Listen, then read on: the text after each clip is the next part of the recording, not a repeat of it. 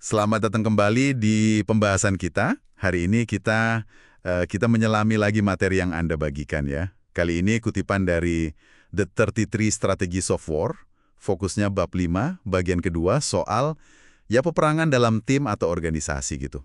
Misi kita jelas nih, gimana sih cara efektif memimpin tim, terus menghindari jebakan kayak groupthink, dan tetap pegang kendali tapi nggak bikin orang jadi kaku.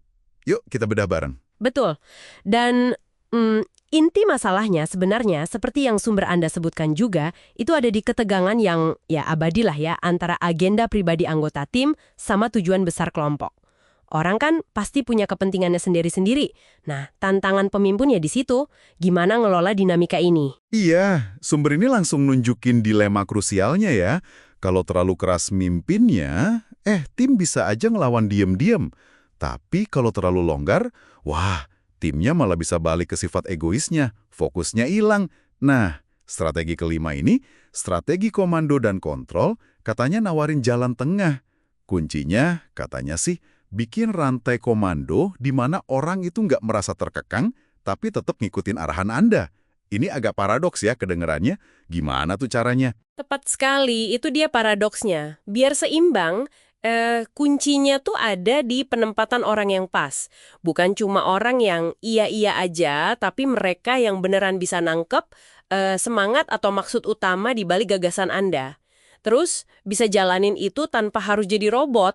Perintahnya juga mesti jelas, inspiratif, fokusnya ke tim, bukan ke pemimpinnya. Gitu. Terus penting juga ciptain rasa ikut terlibat, tapi ya itu, hati-hati sama groupthink. Kondisi di mana kelompok malah ambil keputusan nggak rasional cuma karena pengen sepakat, hindari konflik. Jadi kelihatan adil tuh penting, tapi kesatuan komando, nah itu harga mati, nggak boleh lepas. Ngomong-ngomong soal kendali lepas, ada contoh menarik nih di sumbernya soal kegagalan komando. Kasus pendaratan di Teluk Sufla, waktu kampanye Gallipoli. Jenderal Stopford itu diceritain ragu-ragu banget buat rebut Bukit Kunci, TKTP. Padahal jalannya kebuka, pertahanan musuh juga minim katanya. Dia malah milih konsolidasi dulu, takut serangan balik Turki. Padahal kecepatan itu penting banget di momen itu. Sumber Anda mengutip, menjelang pagi, Hamilton mulai merasa ada yang nggak beres. Pasukannya tetap aja di tempat semula, padahal musuh udah gerak mendekat. Wah, iya. Kegagalan Sufla itu jelas banget nunjukin rantai komando yang macet total ya. Kurang ada sense of urgency. Dan kemungkinan besar ada groupthink juga di staffnya yang milih aman aja dengan konsolidasi. Stofford gagal total nangkep dan ngejalanin roh strategis operasinya. Kecepatan dan kejutan. Pelajaran mahal banget itu soal ragu-ragu dan komunikasi hierarki yang buruk.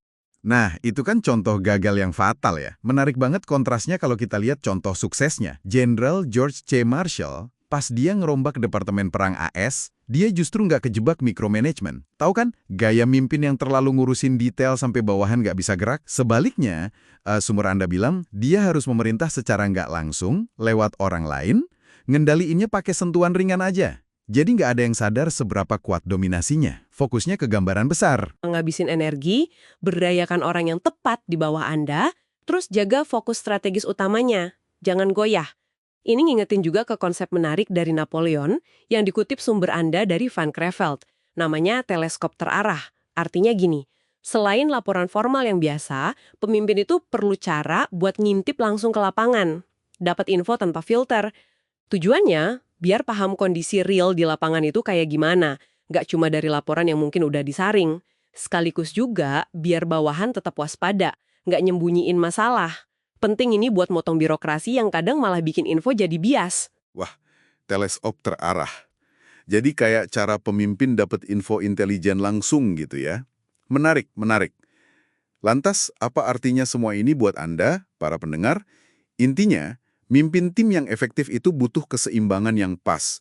Perlu struktur komando yang jelas, tapi juga fleksibel, tujuan yang bikin semangat, orang-orang yang diberdayakan, dan kewaspadaan terus-menerus sama groupthink dan hierarki yang kaku. Memahami ini penting banget. Entah Anda lagi di posisi mimpin atau jadi bagian dari tim itu sendiri. Betul. Dan sebagai penutup, mungkin ada satu pemikiran nih buat Anda renungkan. Gimana caranya Anda bisa menerapkan prinsip teleskop terarah tadi dalam konteks Anda sendiri? Mungkin di kerjaan, atau di komunitas. Gimana cara Anda bisa dapat gambaran realitas yang lebih utuh, yang nggak cuma kelihatan di permukaan atau apa yang disepakati rame-rame. Bahkan kalau Anda bukan pemimpin formal sekalipun. Coba deh pikirin cara ngenalin potensi grup think di sekitar Anda dan gimana cara ngadepinnya dengan bijak.